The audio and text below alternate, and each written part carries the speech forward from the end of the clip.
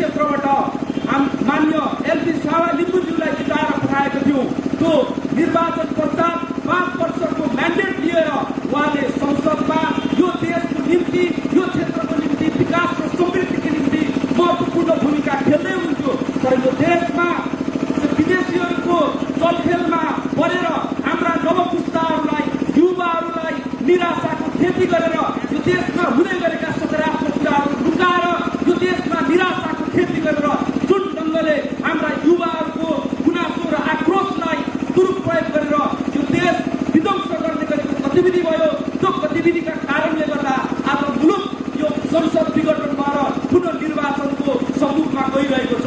हामी बीच अहिले एउटा महत्त्वपूर्ण जिम्मेवारी आइरहेको छ।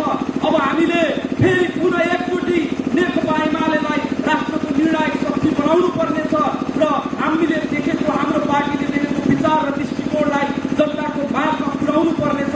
त्यसका निम्ति पार्टीले अहिले हाम्रो यसै क्षेत्रका लोकप्रिय समाजसेवी आदरणीय नेता, हाम्रो पार्टीका प्रदेश कमिटीका सचिवालय सदस्य कमरेड एलपी शाहलाई उम्मेदवारको रूपमा तपाईँहरूको बीचमा अगाडि हाम्रो पार्टीले ल्याएको छ।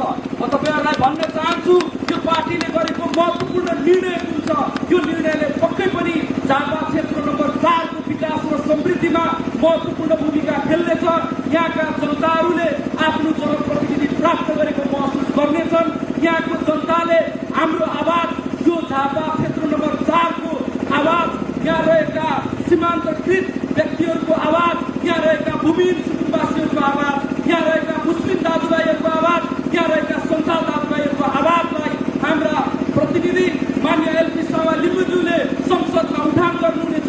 उहाँहरूको समस्या समाधान गर्नुहुनेछ।